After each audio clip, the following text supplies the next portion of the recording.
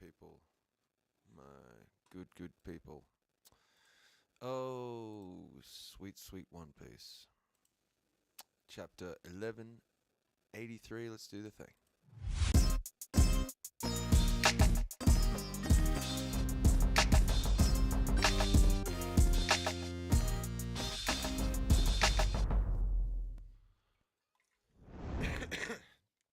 Good morning.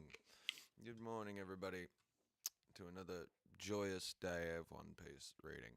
This is East Boo Saga. I'm Boo Lawson. Still waking up. Man, it's like TCB knows when I go to bed and releases the chapter. All the people in America be out here doing their chapter reactions, and I get up in my Australian situation and go, what the hell? Now look at this awesome color spread. I love the colors in this One Piece font here. There's a lot of cool, awesome stuff going on. Soul King looks the best, obviously, but I'm loving the pink elephant, which, if anyone knows their Simpsons references, is always to me going to look like an allusion to alcohol. Anyway, let's get to the fun Emu Ragnar fight action. All right. Okay, check the chat's working. Yo. The fierce battle between Loki and Emu rages on. Yes, it does. Ragnar, thou hast waited all this time for one capable of bringing vengeance upon Emu. Vengeance. As in, getting Emu back for something he did, in particular to the Giants, because Ragnar wouldn't care too much about anything outside of that. Now look at the name of the chapter. Good Mermaid. All right, so it's supposed to be like good morning, but mermaid. All right. Squeak. Ragnar fucking hates Emu. That's fantastic. Another panel of the Nidhogg looking terrifying and huge. What is he rambling about? I've never seen someone so resilient. Yeah, what, as in, can take that blast. Is that what he means by resilient? Okay. Now that is crazy to me. Loki, Straw Hat Luffy. Yo. Emu is fucking saying the names of Loki and Luffy here. I don't know if that's a first or not, but that's, like, it feels like it's jarring to me, like it cuts out. Like, I don't remember Emu ever addressing these people by their actual names. It seems to suggest that the sort of delusion that a lot of people thought Emu was under, kind of, how do I put this? The state he was in, where he was like, yo, you're actually Nika, and you're actually the Nidhogg. He's not speaking like that anymore. Now he's looking at them as who they are. That's very interesting. Dozan. Oh, bro. Mu will erase thee, just like Dozan. So I'm going to imagine that was the original giant king's name now. Especially because it sounds sort of like Dosun or whatever. The loud footstep noise. Oh, that's crazy. Now look at the awesome, like, he's doing his tantric hand symbol jutsu action sort of thing, and he's put the blade through the circle in his finger. That's very interestingly looking. What's he doing there? What's he charging that up with? Pitter patter. Okay. Ragnar 2 Gin Blades. So, it looks like something bounces off a cloud. Is that lightning coming out of a cloud? Oh, okay, so lightning comes flying out, and then Emu does like a massive swipe where it looks like almost like a black cloth flaming. Oh, Jesus Christ. The sword is just a flaming sort of swipe.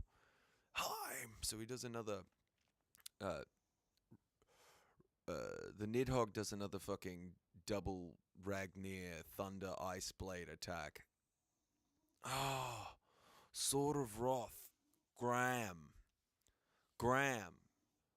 Now, is that like pertaining to like the whole mass thing that we've been talking about? Like Goldie Roger, and Garp, when they were fighting against rocks, they needed to put all of their Conqueror's Haki mass into their attacks. Here we have the word gram. I don't know if we're referring to grams as in a pentagram or if we're referring to grams as in the weight. And there was all sorts of stuff with Vegapunk talking about the weight of a soul, and that all comes to mind when I see the word gram, but it could be anything. That's very, very, very good. Well, artwork for one. Fucking hell, look at that. But two, Jesus. Here we go. Back to the rain. Back to Zaza. Western Village. Far out. That is the size of a giant. Absolutely, overwhelmingly dwarfed by the size of Zaza. Zaza is huge. Save the children! So people being sent flying. Okay, so Zaza is grabbing the kids in the sort of water hands and sort of, carrying them off. We're not letting you take them! Ripley's screaming. We just saved them! We'll never give up on our children. And here we have Ange still fighting. For those that were in the camp that Ange was some sort of evil player in all of this at the beginning of the Elbaf arc, right now you're looking a little bit clownish. But what are you going to say? Wait, guys, stop moving. We need to do blood transfusions. You'll die if we don't. That is very odd to me. What the hell does that mean? Wait, stop moving. Oh, okay.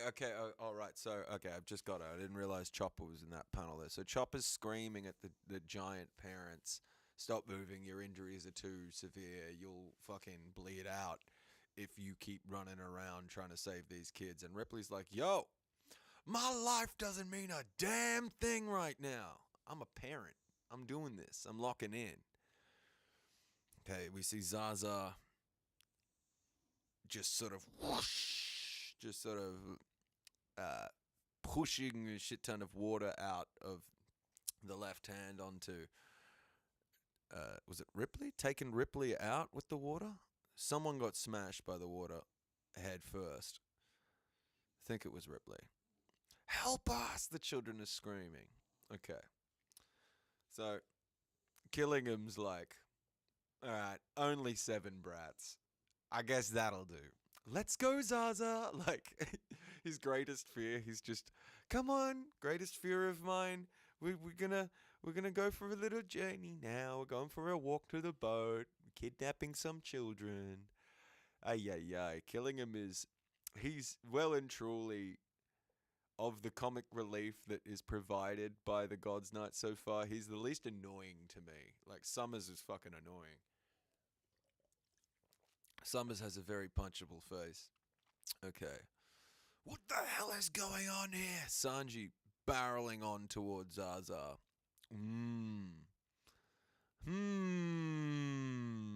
What could be the significance of that?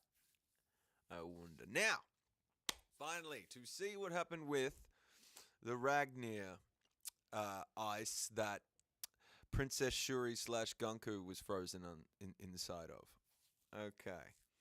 So smoke is dispersing.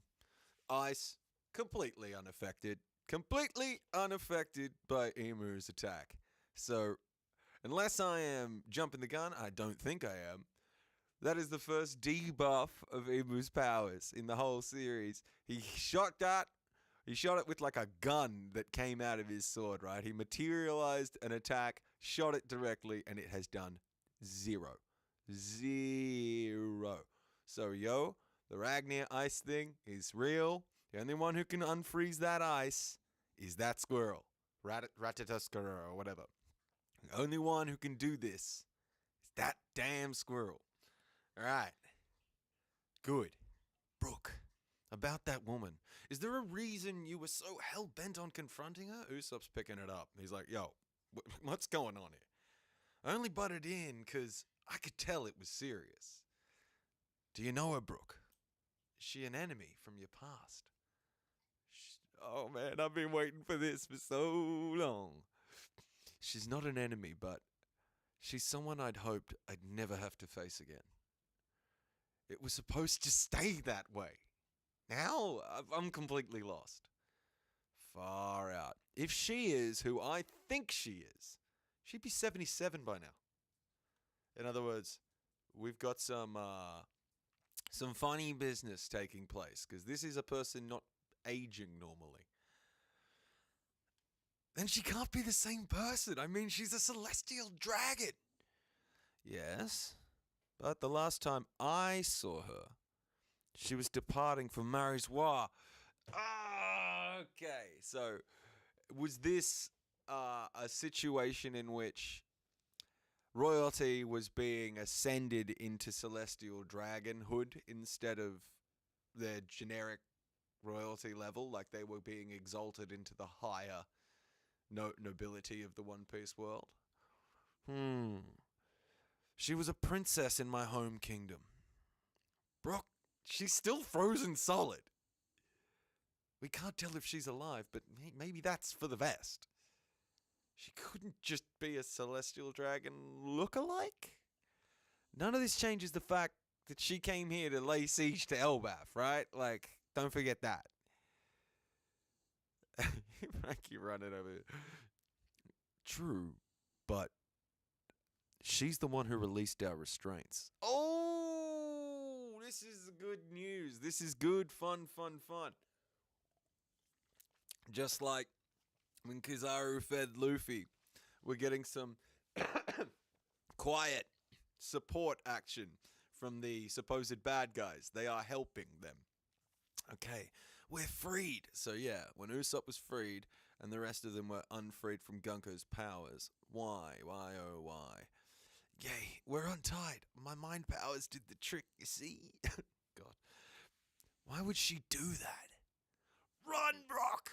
Alright, so in that moment, Princess Shuri's real, personality got to come through. The dummy reversi or the covenant, whichever was having the impact over Gunko's ability to think for themselves. Whatever it was, or omen, whatever it was, slipped. Because, let's say the power of love came through and she saw Brook, who she's always had this strong connection for, and for some reason, in that moment, she was able to slip through the control Imu had over her. And then she went back into the devil. And then she just turned back into a devil. She seemed to recognize me, and then she turned into a devil. It's almost like I've witnessed 3 different personalities. The personality that saved us, and the demon form. Okay, plus her original personality. Ooh. Okay. Who she is now, in this situation of being a God's Knight for so many years. Who she was when she knew Brook. Who she is when she's Imu, right? Because, in other words, Imu's like, Brook's like, one of those wasn't her. Something at least doesn't add up there. So, do you think she's being controlled? Back then, I wouldn't have thought of such a possibility, but after seeing how people are turning into demons today, okay, Brook, you're going to have a reckoning in your thinking now, because it looks like Princess Shuri did something a long time ago, which you couldn't countenance, couldn't forgive, couldn't accept. And now, for the first time in years and years and years and years, you are seeing that she may or not had control, agency in that. She may have been being controlled when she did the thing that hurt you so much. I can't reconcile the conflicting feelings swirling through my chest.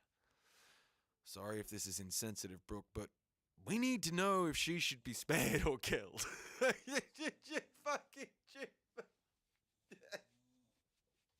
It's like talking to the US government. Jimbo's just fucking come in very, very hard and just got. We can't make a move till you decide. Good or bad guy? Yo, good or bad guy? Hell, it was honestly a really long time ago. She was just a kid, and I was so young.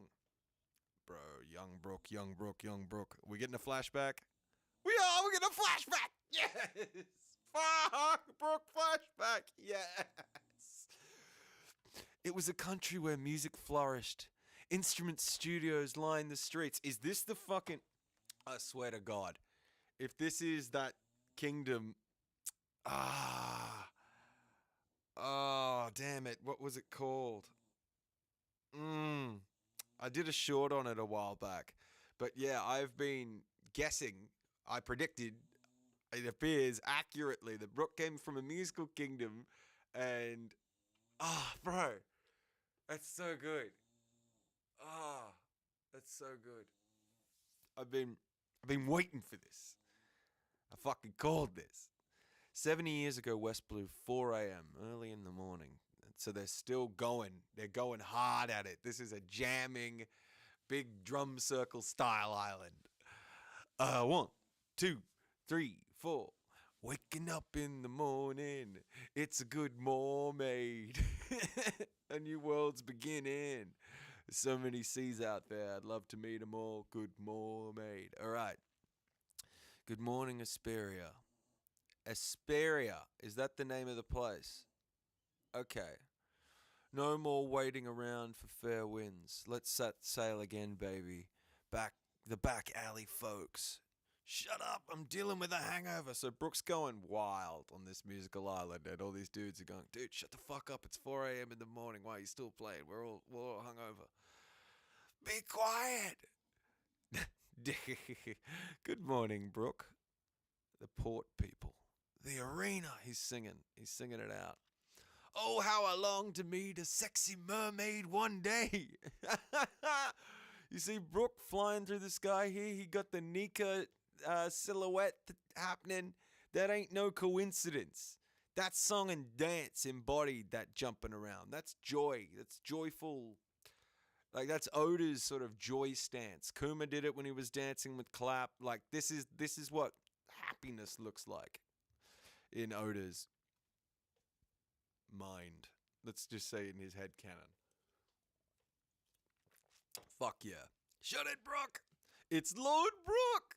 Lord Brook. He's a lord, which means he got a rank in an army.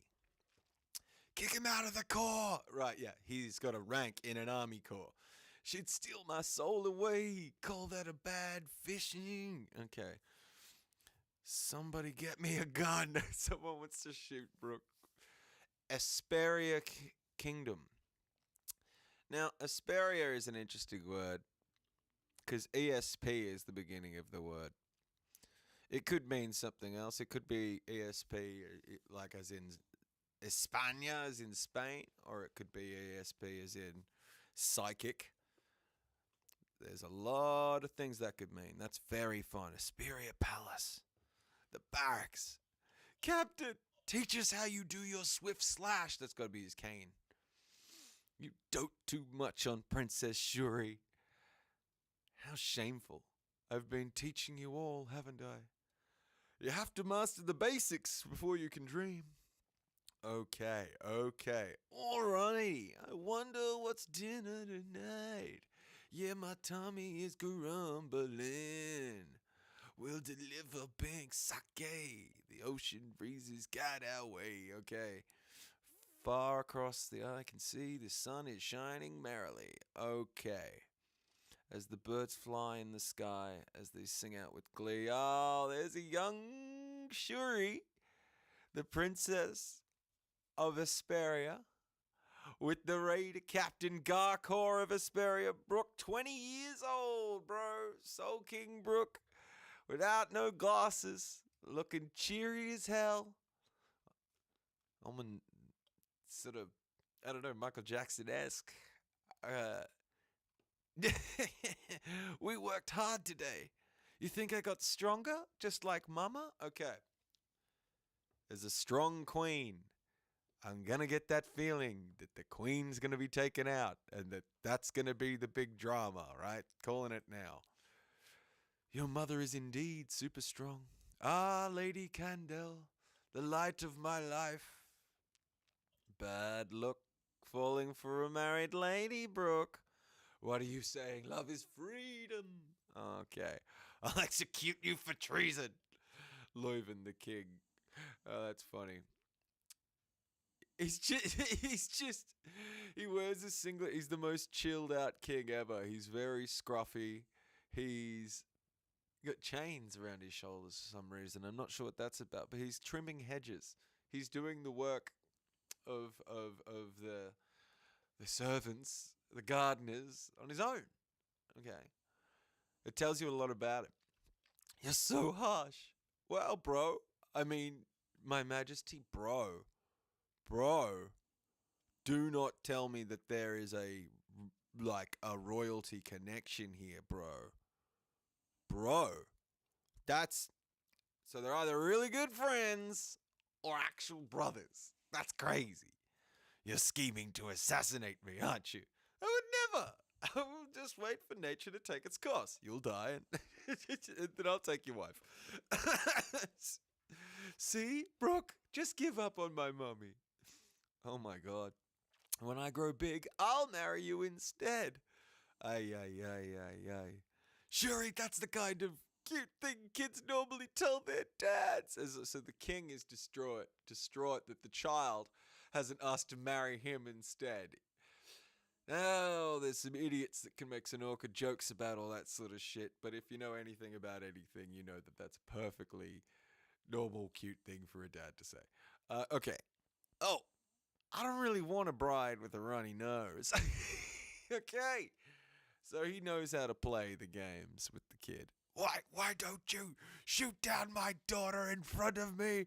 I'm a one-woman type of guy. Shiri's giggling her ass off. It's fucking funny, man. This flashback, it's so happy that it makes me think that we're gonna get some extremely sad shit happening. And we will, because it's a One Piece flashback. And they never really go particularly kindly, do they? Your Majesty, I apologize for breaking up the fun, but riders from a gang are closing in from the port. Okay, here comes the complication. Here we go. The corpsmen in the area are badly outnumbered. Now, the reinforcements we dispatched from the castle probably won't make it in time. Port, Opera House, Palace. Okay. This is well and truly a musical kingdom. They got an opera house. Who are they after? They're calling for Queen Candle. She is currently at the opera house in town. What? Could it be the Moron family? Moron family. Moron family. The enemies. The ops of the Asperia royalty are the morons. Or the morons. That's fantastic. They've been after Candle for ages. Why did they even land on our shores? Send a message out to Candle not to leave the opera house. Stay put. All the snails at the opera house are on Do Not Disturb. In other words, the queen is at the opera house and she's trying to enjoy some opera and she's fucking turned all of the snails on silent, basically. Like, fuck off, I don't want to hear anything from you, king. Which is really bad because our riders and raiders are incoming. The morons are coming. The moron family? That's strange. I met them at the harbor today. So Brook's not buying it. So who is it? Opera Avenue. Bang, bang. People getting dropped. Run over through the streets. Gang riders. Opera House. Okay, now this person here is going to have beautiful blue hair, if anything. Okay.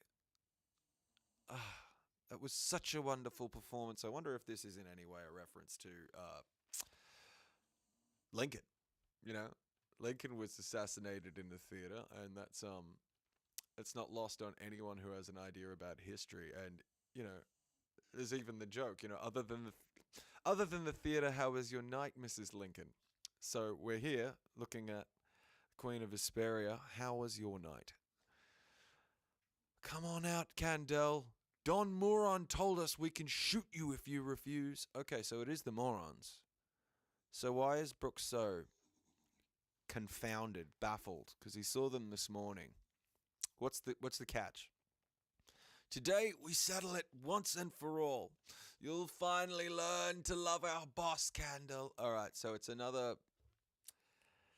a bit like when Roger and Rox and the rest of that generation were chasing after Shaki.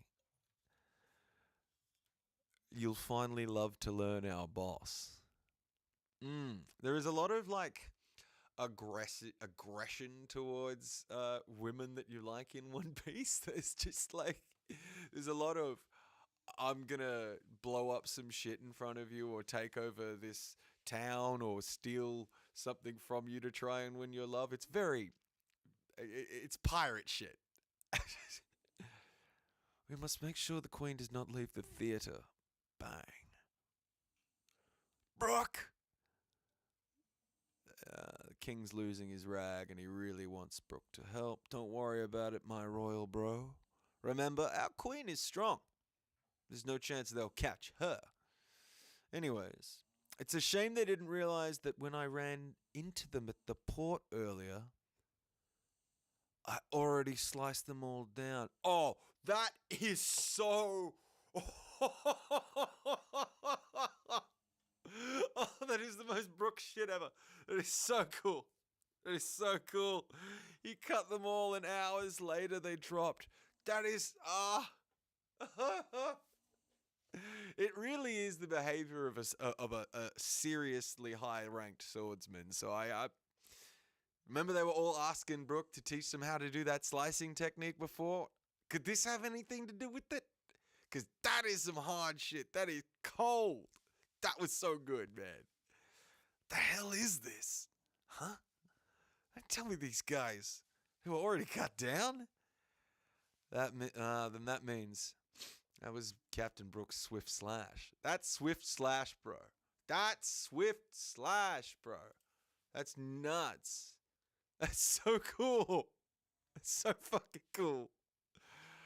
And it's also like the height of like anime style swordsmanship. You know, the classic, you cut someone in half, their body slides slowly apart, like sort of that aesthetic is this feels like a technique that really should be taught to Zoro at some point, but it is Brook's I slash you, you don't even know you've been cut shit is so joy to the world. He's got an even better version of that technique that can go for hours. That's awesome. That was the three-pace hum, notch slash. Ooh, Lord Brook, you're so cool. I agree. The queen's coming out. Oh my gosh, she's so gorgeous. They're always so gorgeous. When was the last time we saw an ugly queen in One Piece? Over 70 years ago, there were two massive stars in the kingdom of Vesperia. One was the former commander of the Royal Guard Corps and the current queen, Candel. Okay, so she used to be the boss of the army on a strength basis. The other, though his music was widely disliked. It's amazing. In the musical kingdom of Vesperia, Brook was they thought his music was trash, which means Brook has, practice makes perfect, has really actually come a long way as a musician to become the Soul King. Wow. His music was widely disliked. That's a major part of his character. If people overlook that, I'm going to be annoyed, man. Would slash his target so swiftly they'd never even notice they'd been cut. Of course. He is a master of the Swift Slash. The captain of the Battle Raiders. Humming Brook. Bro. At this time, the kingdom was at peace. Oh, this is so sick. Oh, bro, it's so good, man. Now, looking at this king and this queen, they don't strike me as people looking to ascend to celestial dragons. They strike me as like reasonable, kind of kind people, right?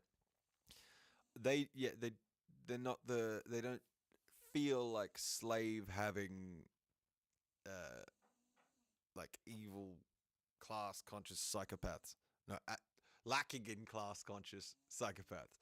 Uh, I had always thought that Brook's connection to Shuri was going to be one where we worked out that something happened where they joined the Celestial Dragons, because I was trying to work out how Gunko wound up with them. But like, is there going to be a reverie that takes place where something crazy is going to happen with Brook and this king and queen? Or is it going to be like a celestial dragon rocks? I'm trying to wonder why. Where does Gunko getting taken over and doing something Brook doesn't like come in? Because that's going to happen at some point. At some point, she's going to be controlled and do something. And that's going to make Brook go sour on her for years and years and years and years and years. But now we are in a situation where we're getting this flashback because he is realizing in real time she might not have been in control. Oh, bro. Brook flashback. Here we go. Here we go, people. Real character development. Stuff that people always wanted for Brook.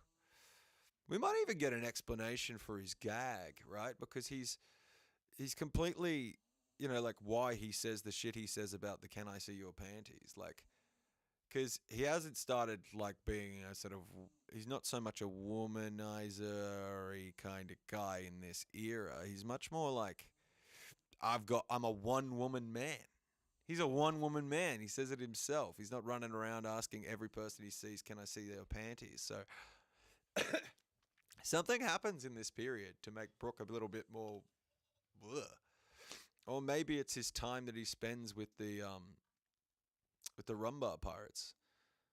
But yeah, called it years ago that Brook was from a musical kingdom. I fucking called, well, not years ago, within a year ago. But let's get back to perhaps an overlooked aspect. Is this word here just like Dozan? Who from Emu is Dozan? The original wielder of the Nidhogg fruit and friend of Ragnar? Because that's what I'm feeling. And it feels like that's exactly the case, because he is, like, Emu a moment beforehand is literally going, Loki, Straw Hat, Luffy, you guys are, neither of ye could ever be Moo's soldiers. Moo will erase the... In other words, y'all aren't up to snuff. You're not the real level. Like, I've seen the Nidhogg. I've seen the Sun God, is what Emu is saying here. And he's saying, I can handle you two. Like, you're not the real thing. That's very interesting to me. He is absolutely not at all worried about the Nidhogg. When, in his own words, there was something... What was the word? What did he say? He said something all this time. Yeah, Ragnar, thou hast waited all this time for one capable of bringing revenge upon Ymir. So, Ymir did something to Dozan and it pissed off Ragnar, and for all this time they've been waiting. Okay. Man. Ay. Now, the Zaza situation is, for me, again, I'm not feeling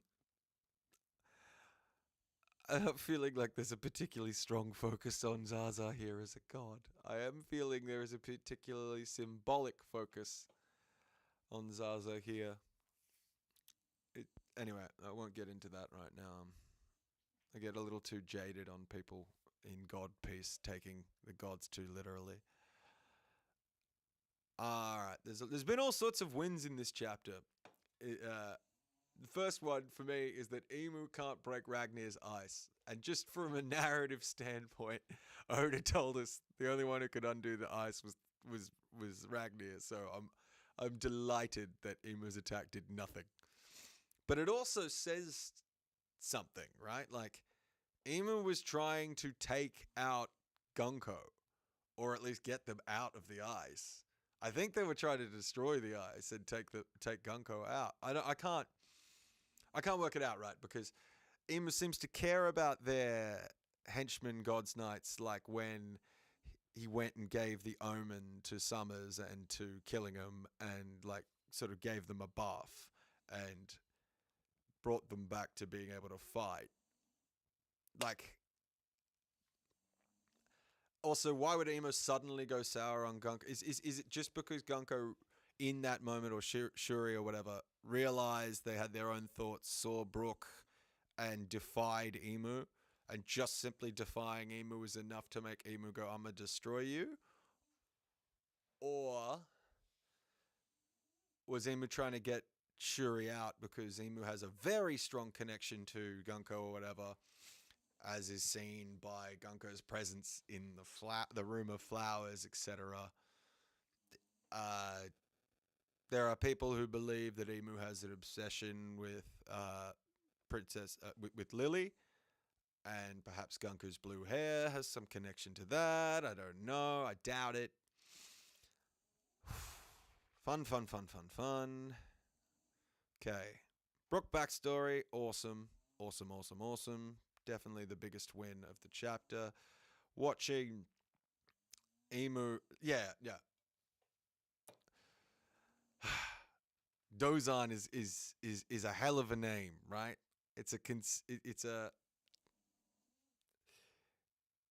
It does make me think of Dosun and like Dosunda does and all of that. If anyone has watched Parvision's recent video about like the steps and the sounds that people make in One Piece, he went through all of One Piece and looked at every kind of race's footsteps. There's some very compelling and interesting stuff there. If Dozan is related to the sound of a giant's footsteps, I wouldn't be surprised. But bro,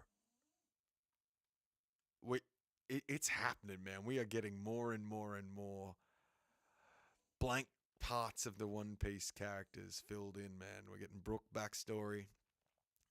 And again, that just like Dozan, that's significant. Who was Dozan? If not the King of the Giants. Original King of the Giants. Whew. Okay. And yeah, what's the significance of having Mr. Soul King Brook here quite clearly embody the Nika position here with the sun coming up, the dawn of the new world sort of thing, right? It's literally the beginning of the day. Good mermaid, people. Good mermaid. When I read the chapter title, I was a little interested. Like, I didn't realize it was going to be, oh, good morning. My brain saw more and thought, oh, was this going to be about Morley? But, like, Morley is a giant, not a mermaid. Anyway, absolutely, like, oozing class, oozing aura. Brook looks so fucking cool as a guy just smiling and walking around and going, oh, those guys, the moron guys, those morons, I cut them all down this morning. They should be realizing about now. Whew. Badass. 3-pace hum, notch slash. That's the man. Humming Brook. Love it. Fucking love it. What a chapter. Joyous days. Thanks to anyone who came and watched and chilled out and hung out and did the things. As always, please like, subscribe, and send abuse. You know the thing. The saga continues. Oh, the thing ends quickly. Bye. Ciao.